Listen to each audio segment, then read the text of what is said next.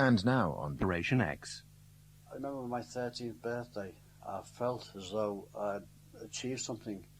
I didn't feel the same person, I felt different. It's hard to explain, I just felt a buzz. I always remember I was stood there now, a birthday card, 13, and I thought, yeah, I've made it, I'm a teenager, I'm part of something. Down, down, down-a-doo, and that's the way it goes. And Tony Misen certainly was part of something all right. The teen explosion of the early 1960s. A new music, a new morality, a new generation. Would you call yourself a mod or a rocker? Well, if anything, I'd say I was a rocker. What fun do the mods get out of smashing things up? We get a kick out of it, you know. It's something to do. There's nothing much else to do on a Sunday. So many of these people, after all, are the first generation who have actually got their voices before the public. Let's not forget that for 1,000,000 years before this, they were silent people. That's the way it goes. The teen scene was talk of the town. Reams of sociologists, journalists and fashionable Sunday magazines were trying to analyse and label Britain's emerging youth culture. And one of them came up with a phrase that has been reinvented again and again in the 40 years since it was coined. Also tonight, the philosophy of Generation X. They've no ambitions and no aspirations. And also in the chart, Generation X with your generation. Losers going nowhere, apathetic and cynical.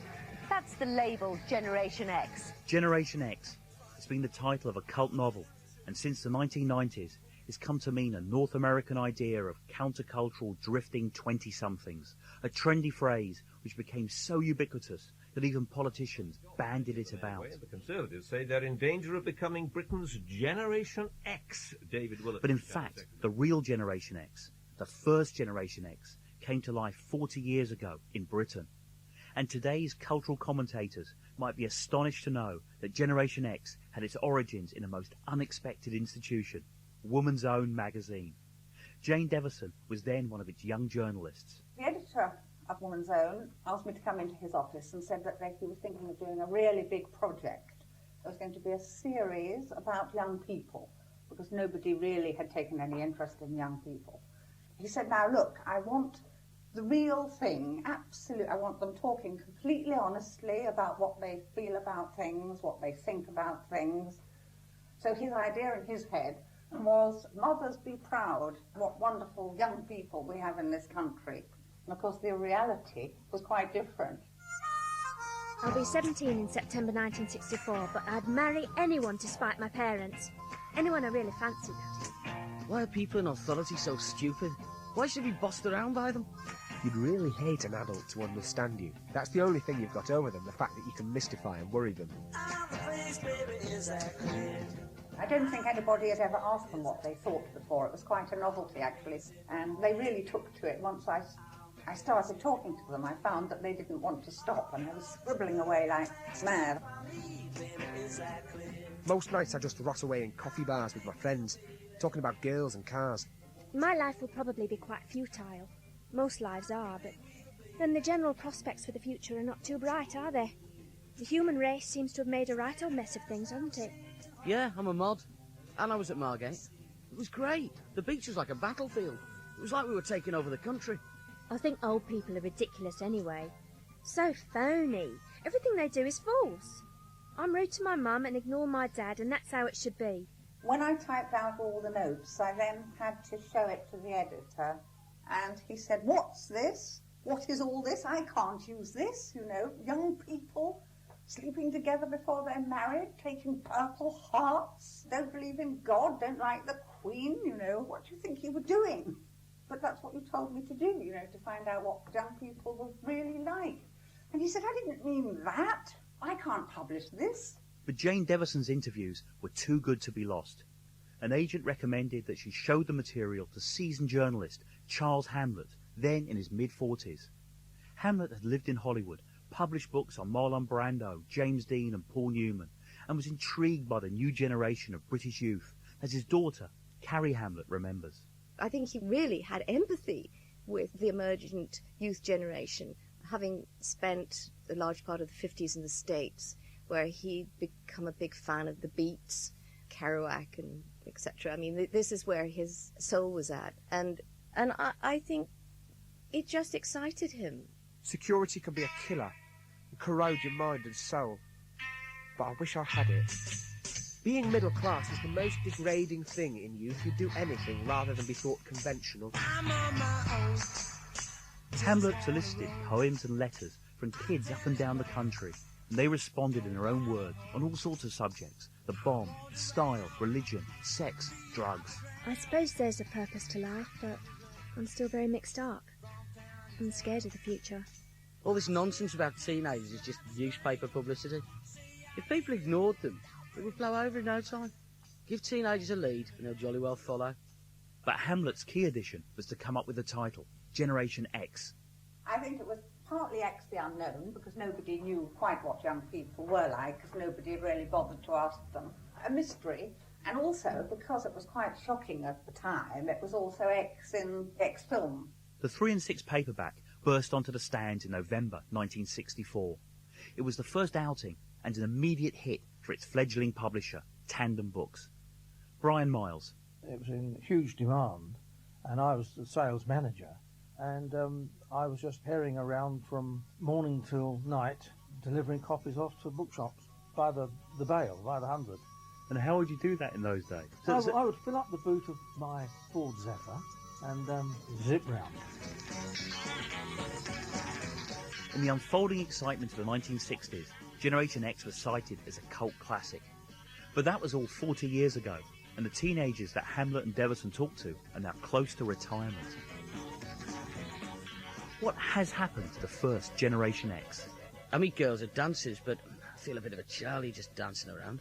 But it's the best way of meeting girls. That's about the size of it. Yep, that's me. As for the male situation, boys don't know how to court a girl anymore. Maybe he's glamorised me personally a bit. I went on one of the Aldermaston marches, and one of the slogans was, for the cost of building and maintaining... I have no doubt that generally speaking, represents the sort of person I was. In 1964, Charles Hamlet introduced readers to Essex-born Maureen Sweeney, aspiring model, eager to get into show business. He wrote, "She lives on a housing estate and is one of thousands. The beauty is there to be exploited, the talent is there to be developed. But she's one of a large family, and the budget will not allow a course at RADA." I like sensitive men. I like Anthony Perkins. I adore Nureyev. And when he danced on the Palladium show on telly, I was thrilled to bits. He's so beautiful. Well, I was such a failure at school. I was bottom of the bottom class. But there was always an element of romance. I wanted romance. Wanted to be put onto a pedestal. Wanted to be looked up to and sort of special. Life is short. We're here to try and be happy and to give happiness to others. If I can't do it one way, I might do another. Who knows what my real vocation is? The most important thing in life is to feel wanted, not just being nothing. So I started off doing some still shots for Rivelli, which I suppose is like the old sun.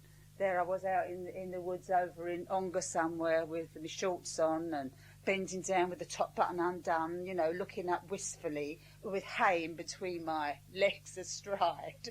Very sort of like provocative for them. Actually, we're very fortunate, aren't we? And perhaps that's the trouble. We've too much. Did you see yourself at that time as part of a generation? Oh, I think so. Oh, God, yeah, when we used to go out with our winkle pickers on and our frills all hanging down from our dresses. My mum used to make all the girls' dresses around it because she was the dressmaker, and she used to put these big leg of mutton sleeves, then all the frills hanging down. We looked like we'd come out of some Jacobean play or something. You know, what all the old girls used to say, oh, look at the state of them, oh, look at them, oh, loved it. We've got a dance in Liverpool. I can't trust girls. I prefer to go out with the boys. I like sitting around listening to beat music, but I'm no beatnik. Like so many of his generation, Tony Misen was a regular at what was once the most famous dirty old cellar in the land, the Cavern. Today, Tony is an engineer based in Liverpool. Lifts and escalators are his speciality. But back then, his speciality was being young. There's too much jealousy over teenagers, and it stems from the old people.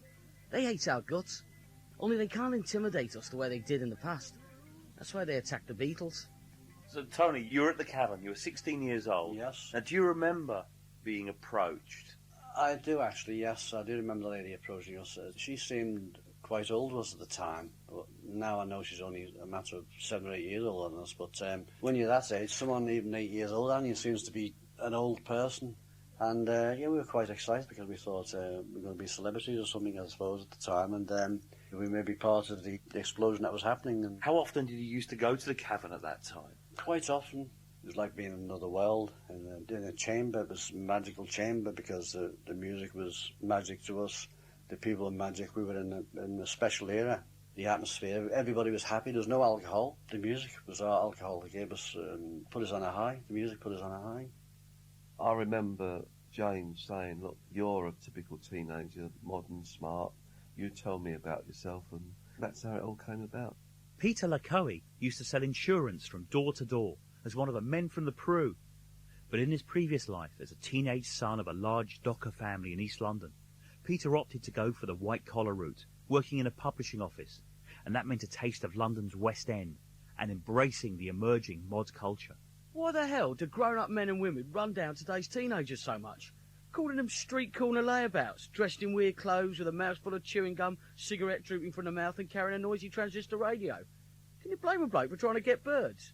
Your contribution to the book, one thing that dominates it is clothes, is style, is how you presented yourself. How important was that to you as a teenager? Yeah, I suppose we were men about town, smart, you know. I used to have an account at a shop called Cecil G's, which was just off Piccadilly there.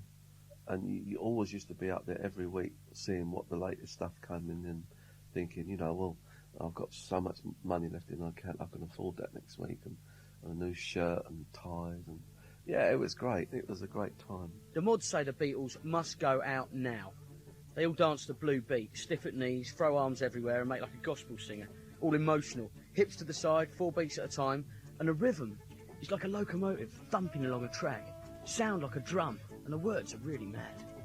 You'd go to Margate, you'd go to Brighton. So how would you get down? What? Get a coach. A coach? One of the local Harrowood coaches. So there was always someone in the group who was the organiser, the bit of the academic boffin one. He would set it up. He would go to the coach, arrange how many coaches, 2 coaches, take everybody's money in advance, pay the coach driver, sort it. And you'd see them like all milling down, like 40, 80. And you moved in big numbers. That's how the mods and rockers with their big groups got onto the Margate beaches. But when there's a lot of you and you're all dressed up, and boy meets girl and girl meets boy, the old adrenaline's going, you know, and it's, do you reckon who's going to sit next to who coming home? That was a big thing. So the birds would all be together thinking, do you think I can sit next to Johnny on the way home? Oh no, I think he likes you, that one. Very simple.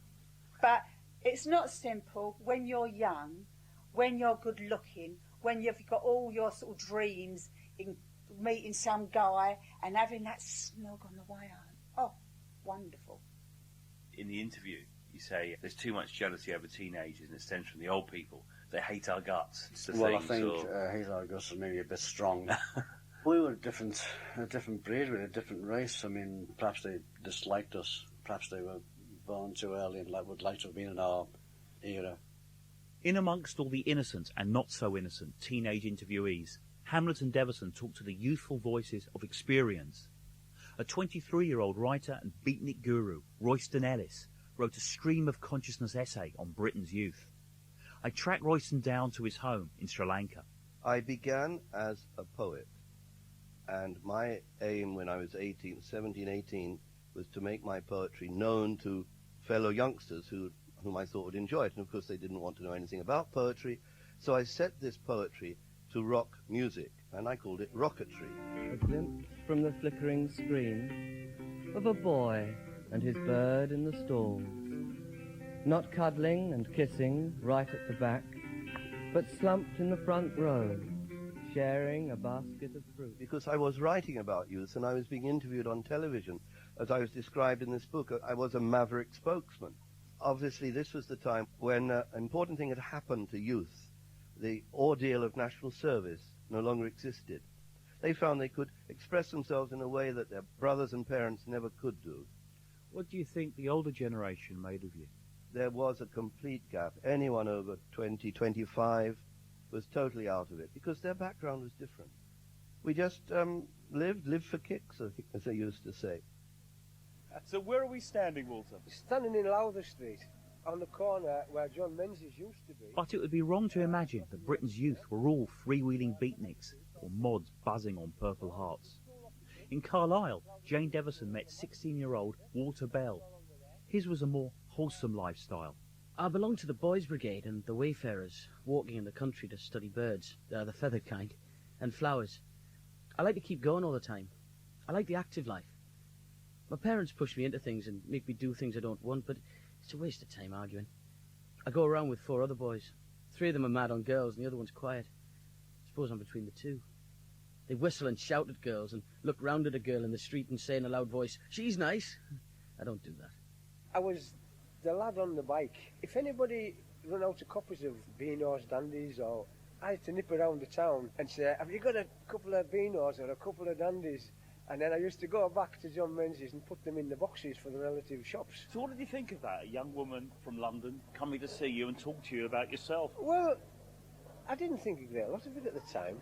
She said she was going to put it in a book, and it must have been put in a book because I got a letter from a girl in America. Fan mail? Well, we read your article in the book and this, that and the other, and then a few years later I got a letter from a girl, somebody Farouk they called her, from Egypt. And I replied to that and sent her some photographs of the Lake District. All around the world, every boy and girl. But despite Walter Bell's healthy lifestyle, more often than not, within the pages of Generation X, there are numerous sensationalised stories reflecting the changing world of sex. When my girlfriend Viv got pregnant, my father couldn't believe it. He couldn't believe that I was actually could make somebody pregnant. It didn't happen. He didn't even mention it to me for a couple of weeks, and then I suppose he realised, well, yeah, it must be real. Teenagers, my son, don't have sex, but we did. As the book's fame spread, alarm bells started ringing. Billy Graham made it a theme for his tour of Britain, talking about the degenerate state of British youth, and he had to come and save them. So Billy Graham, at the time, the world-famous evangelical Christian spokesman. You know, he'd say, and I came across this shocking book of the young people, they're going down in a quagmire of sin, and so, of course, really, it was wonderful publicity for us. But in fact, Billy Graham didn't know the half of it. He would probably have been horrified if he'd known some of the truth behind the stories. Graham Roberts was a young undergraduate at Oxford when he was interviewed for the book. Women at Oxford remain a bit of a problem. I don't like girls who go out to be sex kittens, and these usually invite a certain amount of jocular contempt after they've been passed around a bit anyway. I prefer girls to be restrained, discreet but simmering underneath, and ready to boil over when a fellow turns the gas up. Well, I'm afraid that was a bit of smokescreen. At that time, I could not tell my interviewer that some of my relationships were with men rather than with women. The climate of the times was such that one could not come out and tell the world. There's certain things you couldn't talk about. I suppose my parents did guess what my orientation was, but I spared them what I thought was the unnecessary pain of sort of boldly coming out, as it's called these days. Do you think Jane knew when she was interviewing you? I'm not sure about that. I think she probably didn't. I mean, there is a sort of level of sophistication in society where even then, in those days, in the 60s, one's sexual orientation wasn't a very big deal. Lots of people in my own college probably would have been looked at askance, but not to us. I think that really the rest of the world seems to have caught up with Oxford. Generation X was published in 1964, the year of Harold Wilson's general election victory. But from reading the interviews, you wouldn't realise it. There's a raucous disregard for party politics. But one issue did loom large for many of the contributors. The bomb. We're going to have some fool using the bomb anyway, so I think we should get rid of our own bomb and the American bases. It should be banned from the world, and it is no use Britain having it. Britain is a very second-rate power, in my opinion, so why help to make mischief? One holiday, I went with the cadet force down to the Welsh Guards barracks in Wales. And I lay down with my Bren gun for the first time, and I fired at a target which was about 150 yards away. There were 28 shots in the Bren gun magazine, and I just pulled the trigger, and the target disappeared. When I got up from that position, I decided that I was going to leave the cadet force that day, because I had felt absolutely nothing. And I felt that if I was put into a wartime situation, I would have just pulled that trigger and had no sense of guilt or responsibility, and I found that extremely frightening. When Michael Jacobs spoke to Jane Deverson, he was a 15-year-old studying at a public school. I have one daydream, something I would like to do more than anything else, and that's to be an MP when I'm about 40. Definitely left, probably Labour. I would like to get rid of the slums so that At the age of 15, I'd already been on an Aldermaston march by myself. You went on your own?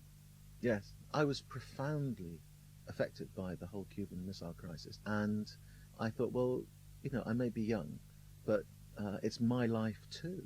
Why have I got to stick around until I'm 21 to have a vote? Why can't I say something on my own behalf, on behalf of my generation?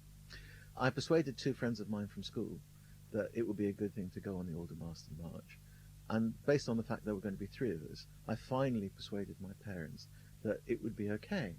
Little did I know that when I actually went, one of my two friends didn't turn up at all, and the other one panicked when we got as far away as Aldermaston, because in those days the march started at Aldermaston.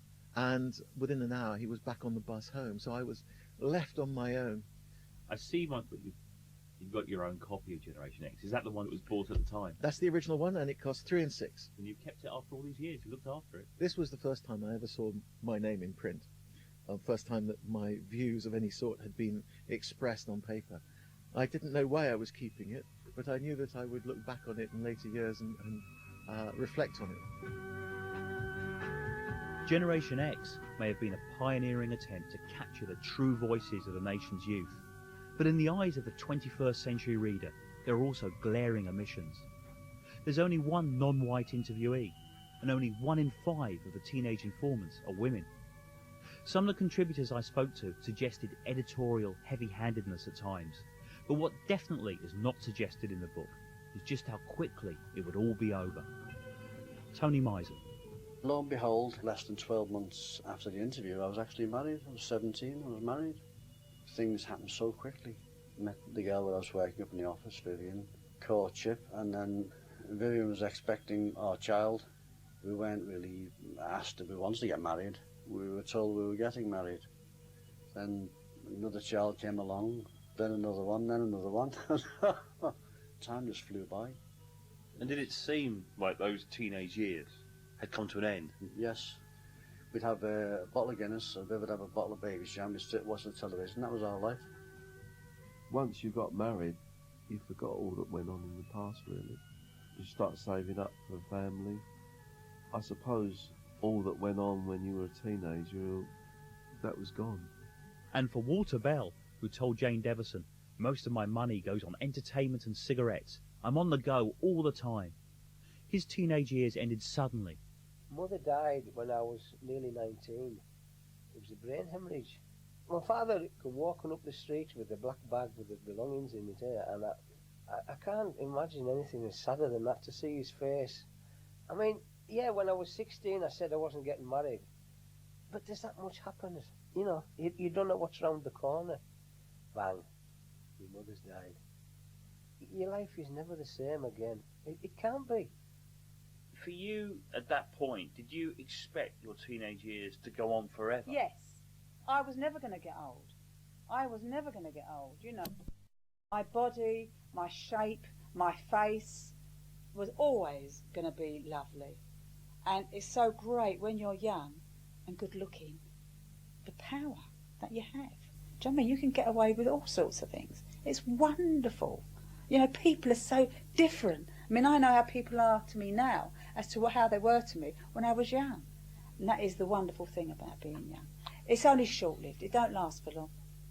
Speaking personally, I saw a future that I didn't like. I didn't want to be trapped, whether it's by marriage or by work or ban the bomb or whatever it was, which is why I left England. So you escaped. You didn't want to be tied down to adulthood responsibilities. a lovely way of putting it, and it's true. So do you think then your identity was forged at that moment in time? It was indeed, and I would say the identity of those of my generation. And in fact, at this very minute, I have a house guest who was in Jersey with me 40 years ago, and he is retired, and he's still totally mad. I find people get rather less interesting than more interesting as the years go on.